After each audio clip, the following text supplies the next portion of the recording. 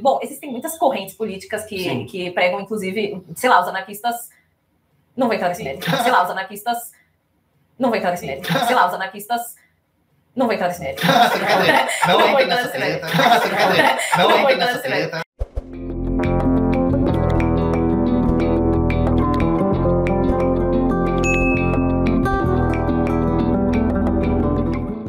Antes eu queria finalizar esse ciclo de o problema é capitalismo, a gente precisa do socialismo, o socialismo não é necessariamente ecológico, precisa construir dessa forma. O socialismo não é necessariamente ecológico, precisa construir dessa forma.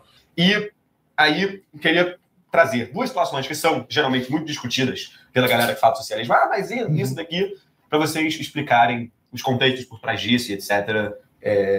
Enfim, a primeira delas, que é o grande exemplo de qualquer anticomunista raivoso, falar assim, mas e o Mar de Aral?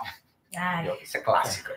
E a outra que é a política agrária que tomou conta da União Soviética ali na época do Stalin, do Lysenko. Enfim, que muito discutido isso, mas alguns defendem que foi um dos impulsionantes para que tivesse algumas crises de fome, etc., porque era uma política agrária que não considerava a genética mendeliana. Até que ponto isso é verdade sobre Mar de Aral, sobre a política agrária do Lysenko? Até que ponto isso é mentira? Qual é o contexto? Então, eu queria optar por responder isso de uma maneira um pouco diferente, porque quando a gente fala a respeito, por exemplo, da experiência da União Soviética, a gente tende a ficar muito na defensiva. E isso tem uma razão de ser, porque quando a gente fala da União Soviética, os fatos se misturam com propaganda da Guerra Fria. E acho que isso não é surpresa para ninguém, gente. A Guerra Fria foi uma guerra também de informações.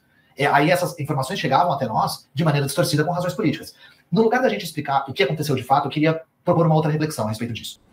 Então, Ian Neves, você não vai falar, mas eu vou falar, né? Então, eu vou fazer uma análise científica, tá? Da pseudociência de Lysenko como ferramenta política na União Soviética, né?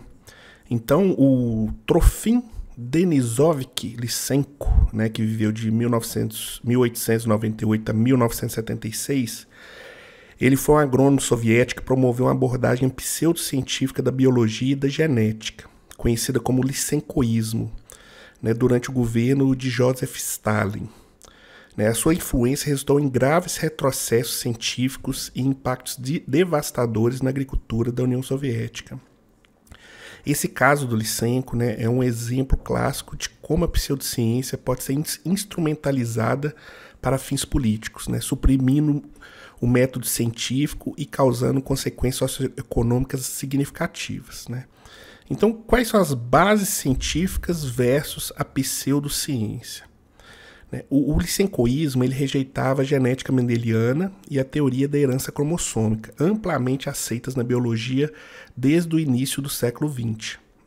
Em vez disso, o Lysenko defendia uma interpretação da herança baseada em conceitos neolamarquistas, segundo os quais características adquiridas ao longo da vida poderiam ser hereditárias. Ele argumentava que o ambiente poderia modificar diretamente os organismos de maneira permanente e hereditária, sem a necessidade de mutações ou recombinação genética. A biologia moderna, baseada na síntese evolutiva moderna e na genética populacional, já havia demonstrado que a transmissão hereditária ocorre por meio de genes, cuja variação é determinada por mutações aleatórias e seleção natural, e não por modificações ambientais herdáveis. Entretanto, o Lysenko e os seus seguidores descartaram as evidências científicas em favor de uma abordagem ideológica, promovida como mais alinhada aos princípios do marxismo-leninismo. Então, como que ocorreu essa instrumentalização política da pseudociência? O sucesso do Lysenko não se deu por mérito científico, mas por sua capacidade de alinhar suas ideias ao discurso político do regime stalinista. Ele alegava que a genética clássica era uma ciência burguesa, contrária ao materialismo dialético e ao progresso da agricultura socialista. Seu modelo prometia melhorias rápidas na produtividade agrícola sem necessidade de investimentos em fertilizantes ou maquinário. Uma perspectiva atraente para o governo soviético que buscava soluções imediatas para problemas agrícolas. Ao obter o apoio de Stalin, Lysenko foi nomeado diretor da Academia Lenin de Ciências Agrárias da União Soviética e usou sua posição para eliminar cientistas que se opunham às suas ideias. Gregor Mendel, Thomas Hunt Morgan e outros cientistas foram denunciados como reacionários e suas pesquisas foram proibidas. Muitos geneticistas soviéticos foram perseguidos, presos ou executados, incluindo o renomado biólogo Nikolai Vavilov, que morreu em um campo de trabalho. Quais foram, as consequências para a ciência e a agricultura? A adoção de práticas de Lysenko resultou em falhas agrícolas catastróficas. Métodos como a vernalização, que mais para frente eu vou explicar qual que é a base científica por trás da vernalização, em que sementes eram expostas ao frio para supostamente induzir características hereditárias vantajosas, foram aplicados em larga escala, mas sem base científica. A imposição do lysenkoísmo contribuiu para a escassez de alimentos e agravou a fome, como na China durante o Grande Salto adiante de Mao Tse-tung, mesmo posteriormente do início do lysenkoísmo, onde práticas agrícolas derivadas dessa pseudociência foram parcialmente responsáveis por mortes. Então a conclusão que a gente tira disso tudo é o perigo da pseudociência na política. O caso Lysenko ilustra os riscos da interferência política na ciência e os danos causados pela imposição de dogmas ideológicos sobre o método científico. O lysenkoísmo se manteve hegemônico na União Soviética até a década de 1960, quando foi gradualmente abandonado e a genética mendeliana foi reabilitada. Então esse episódio do Lysenko ele serve como um alerta para os perigos do negacionismo científico e da supressão do pensamento crítico. A ciência deve se basear em evidências e experimentação, e não em conveniências políticas. A história de Lysenko demonstra que a pseudociência, quando utilizada como ferramenta de poder, pode resultar em retrocessos científicos, crises econômicas e tragédias humanitárias. Bom, durante o socialismo soviético, nós tivemos a deterioração e a redução do Mar de Aral, Beleza. Bom, o que essa pessoa, no fundo, pode estar dizendo? O socialismo não é capaz de resolver problemas climáticos. Vamos pensar que esse é o subtexto. Se a gente for inverter essa questão, então o que é? O capitalismo? Sei lá, os anarquistas não vão entrar nesse mérito. Eu acho que a gente tem muito mais evidências de que o capitalismo não só não é capaz de resolver, como é um agravante do que o Mar de Aral. Exemplos dos lagos do altiplano, dos Andes. Que estão secando. Milhares, tem um vazamento de petróleo a cada 2 dias, será que a gente precisa ficar? O fato do único argumento dos caras ser o Mar de Aral já explicita o fato de que eu nem fiquei na defensiva, porque é um argumento fraco. É um argumento fraco. Do Lysenko também é um argumento fraco. Mas aí, eu não quero ficar na defensiva, porque ficar na defensiva eu acho que é uma coisa que dialoga pouco com as pessoas. Reconhecer a questão da propaganda anticomunista não quer dizer que a gente não precise fazer autocrítica em relação às experiências socialistas. O caso Lysenko é um caso em que é preciso dar luz a isso e discutir a influência da política sobre a ciência. O argumento de pano de fundo pode ser: bom, veja como o socialismo não resolveu o problema. Bom, o capitalismo definitivamente não vai resolver. Eu acho que eu não preciso defender muito isso aqui. Aí a gente pode ter um segundo argumento, que é: não existe solução para o problema. Sei lá, os anarquistas não vão entrar nesse mérito. Que é tanto o capitalismo quanto o socialismo não são capazes de resolver o problema. E essa é uma coisa que nós marxistas-leninistas rejeitamos sumariamente. Porque a gente se recusa a acreditar que nós estamos fadados a ser a causa da nossa própria extinção. Sei lá, os anarquistas não vão entrar nesse mérito. E aí eu trago a reflexão para um pouco mais perto. Se a gente chegar para qualquer pessoa, e isso é anedótico, mas é só para inaugurar o debate. Se você chegar para qualquer pessoa e perguntar: você é a favor de desmatar a Amazônia inteira e fazer um estacionamento? Que tal a gente mudar a pergunta, Ian? Você é a favor de desmatar a Amazônia e fazer campos de soja? Vai ter alguém que vai falar assim? Qualquer pessoa.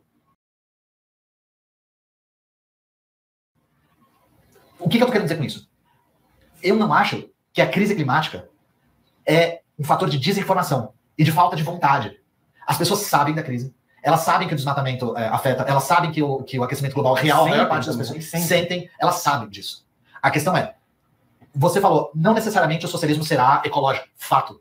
Mas o socialismo é o único ponto de partida para que nós tenhamos um futuro ecológico. Sei lá, os anarquistas não vão entrar nesse mérito. Porque o capitalismo definitivamente não é.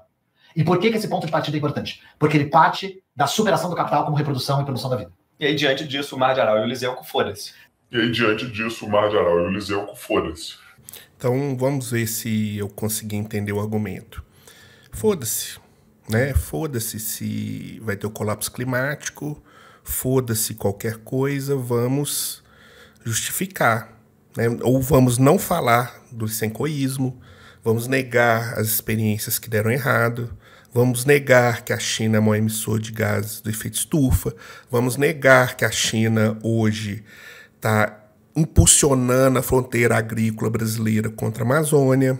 Vamos negar porque é importante para que a gente conquiste a nossa tão sonhada revolução. Beleza, acho que eu entendi. E perto do que o capital é capaz de fazer. Sim. Então esse argumento ele é sem pé nem cabeça na sua força retórica. Porque a pessoa que está dizendo não pode argumentar que o capitalismo é a solução, não pode argumentar. Então pouco eu acho razoável sustentar que não há solução.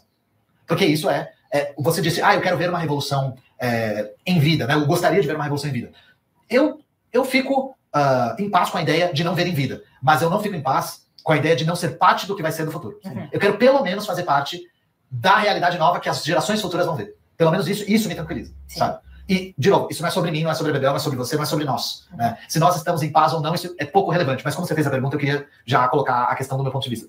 E a Neves, por que durante essa construção da tão sonhada revolução, vocês não falam da BR-319? Por que vocês não falam da Ferrogrão? Por que você não fala dos estudos que mostram que a Amazônia está muito próxima de um ponto de não retorno?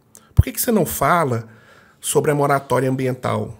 Eu enviei e-mail para vocês, para você, para o Gaio Fato, para o Jones Manuel, para todos vocês, falando sobre a moratória ambiental amazônica. Por que durante essa construção a gente não tenta minimizar os efeitos desse colapso? Por que é uma questão de sempre estar atrás do algoritmo? Será que você nunca se questionou sobre isso? Tem algum complemento? Eu queria falar uma coisa sobre o Lysenko. Porque a maior acusação que o Ocidente faz sobre o Lysenko é dele pela pseudociência e tudo mais. E assim, realmente erros. Não dá para dizer que não houve erros. Só que a gente precisa pensar numa coisa muito importante sobre a formação do Lysenko enquanto cientista, que a genética no Ocidente estava sendo usada pelo nazismo. Tipo, a eugenia era ciência ainda. Era algum debate, em disputa. Então, será que esse argumento da Bebel ele tem bases na materialidade? Então vamos fazer uma cronologia aqui, né, das medidas adotadas pelo Lysenko na União Soviética. Vamos ver. Né, então, só um históricozinho, né? A ascensão e o domínio de Lysenko sobre a biologia soviética ocorreram entre as décadas de 1920 e 1960. Tá? Entre 1920 e 1929, teve o início da carreira e as primeiras ideias de Lysenko. Então, em 20, Lysenko, né, um jovem agrônomo formado pelo Instituto de Agricultura de Kiev, inicia suas pesquisas sobre vernalização, que é o tratamento de sementes com frio para supostamente melhorar a produtividade. Em 1928, Stalin lança o primeiro plano quinquenal, enfatizando a necessidade de avanços rápidos na agricultura. Lysenko começa a ganhar atenção ao apresentar sua técnica de vernalização como solução para o aumento da produtividade. Então, de 1930 a 1939, ascensão e consolidação do poder científico. Né? Em 1931, Lysenko assume uma posição de destaque no Instituto Ucraniano de Seleção Vegetal. Ele afirma que sua técnica de vernalização pode melhorar drasticamente os rendimentos agrícolas, atraindo um apoio governamental. Em 1935, publicação de artigos promovendo a vernalização e a hereditariedade das características adquiridas. Em 1936, Lysenko apresenta suas ideias à Academia Lenin de Ciências Agrárias, rejeitando a genética mendeliana e promovendo o neolamarxismo, ideia de que características adquiridas podem ser herdadas. Isso todo mundo conhece. 37 e 38, durante o grande expurgo de Stalin, Lysenko denuncia geneticistas mendelianos como inimigos do povo. O renomado cientista Nikolai Vavilov, defensor da genética clássica, é preso. Em 1938, Lysenko se torna diretor da Academia Lenin de Ciências Agrárias da União Soviética, consolidando seu controle sobre a política agrícola e biologia soviética. Então, será que foi realmente uma resposta ao nazismo, né, a ascensão de Lysenko? Então, assim, e aí O argumento liberal é que, Lysenko misturava política e ciência. Todo mundo mistura política e ciência. Não, e eu acho que nem era essa a questão central. Ele olhava e falava assim, putz, a genética está embasando a ideia de que existe superioridade entre raças, etc. Nós vamos negar essa ideia. E nós vamos pegar algo que... Não era nenhuma negação frontal, assim. Era mais um... talvez seja possível também haver... eu não sei o termo técnico. Porque uma coisa que o Lysenko fazia, isso eu acho interessante até. Ele frequentava comunidades tradicionais para ver quais técnicas eles usavam para tentar aprender com as técnicas deles. E nem sempre essas técnicas tinham uma explanação que seguisse todos os critérios da ciência tradicional, entende? E aí, você levantou um ponto que para mim é muito sensível, quando você falou, necessariamente o socialismo vai seguir o conhecimento científico, foi uma coisa assim que você perguntou, né? Então, pessoal, tem um texto, né, do Jason Hickel, que fala que a crise climática revela que nossa civilização nunca realmente se reorganizou em torno da ciência, contrariando a narrativa iluminista. Organiza-se em torno do capital. A ciência é adotada quando está a serviço dos interesses do capital e é frequentemente ignorada quando não está. Então, esse argumento do Ian Neves, né, que ele vai construir, é muito em cima disso, né, que é a justificativa para que se use a ciência para propósitos políticos. Então, prestem atenção no que está por vir. Isso para mim é muito sensível. Porque eu tenho uma picuinha, a Bebel sabe muito bem que eu tenho uma picuinha absurda com o uso da palavra negacionismo. Eu acho ela muito mal utilizada. Porque para mim, eu vou começar do final, negacionismo não é sustentáculo de política pública, é justificativa dele. O negacionismo científico não causa nenhuma política pública equivocada. Ele justifica a política pública equivocada. Ian, então agora eu buguei a minha cabeça, porque no caso do Lysenko, o lysenkoísmo, ele que justificou a política pública soviética em relação à questão agrícola, né? Ele que embasou como que a questão agrícola ia ser conduzida, e não o contrário. Eu nunca vi vocês justificarem o fracasso de algumas experiências agrícolas soviéticas pelo lysenkoísmo. Então, o seu argumento ele vai e volta de acordo com a narrativa que você está criando, né? Em volta dessa necessidade de não apontar, não fazer autocrítica sobre a pergunta que foi feita para você sobre lysenkoísmo. O rapaz aí foi bem claro, ele falou, porra, eu tô te dando uma chance para discutir, e você tá fazendo uma não discussão, né?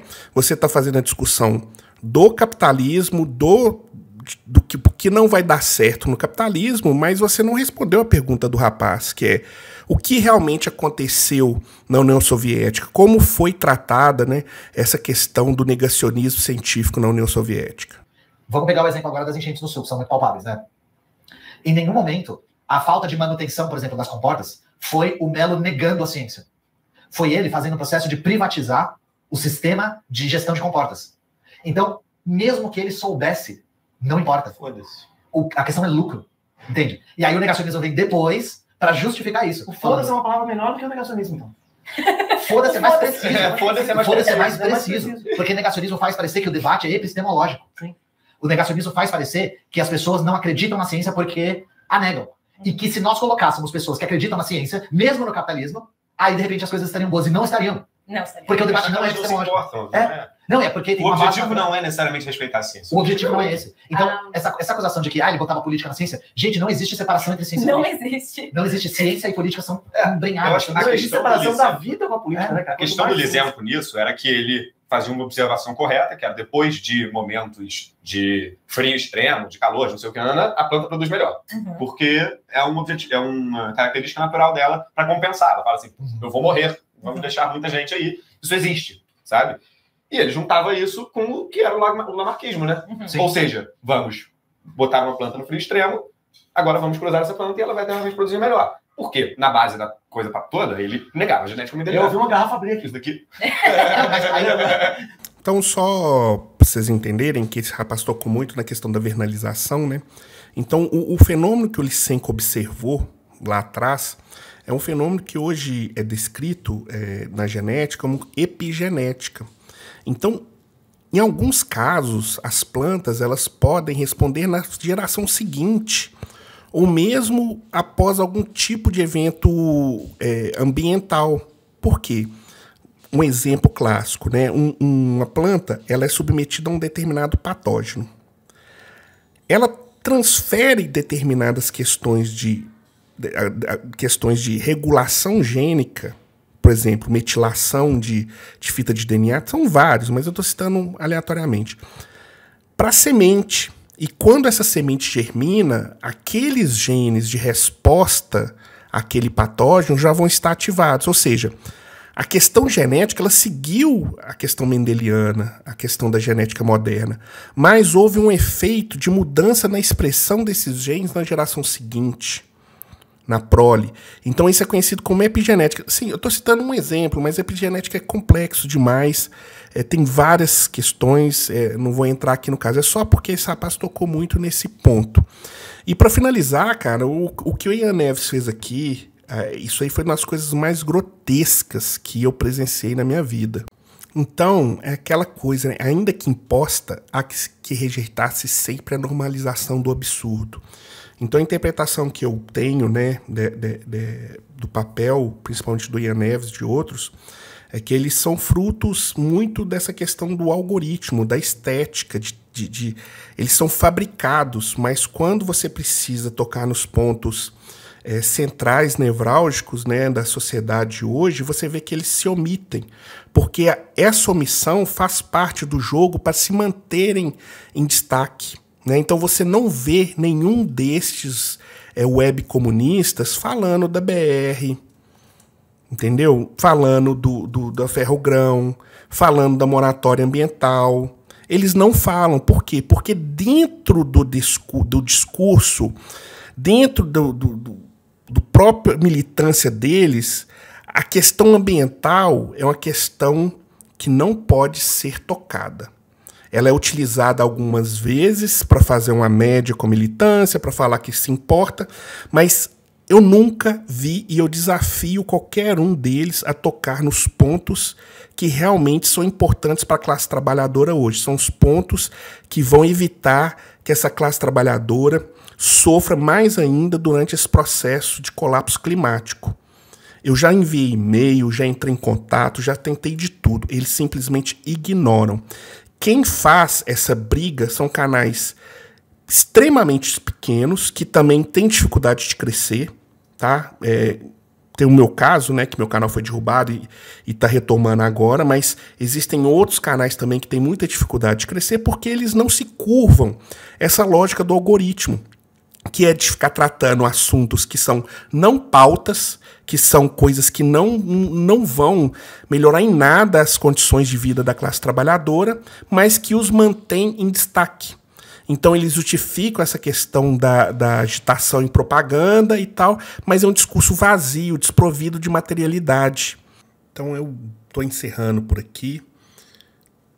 Infelizmente, presenciar esse tipo de coisa diante da conjuntura que a gente está inserido é bastante triste. Eu não tenho satisfação nenhuma em fazer um vídeo desse.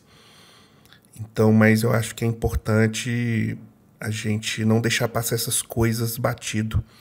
Porque quando começa a justificar questões de negacionismo, começam a criar argumentos, começam a apagar determinados grupos dentro da sociedade, como ficou muito evidente nesse podcast que eles participaram, eu acho importante a gente se manifestar e a gente se manter coeso, porque o propósito deles não é o mesmo da classe trabalhadora.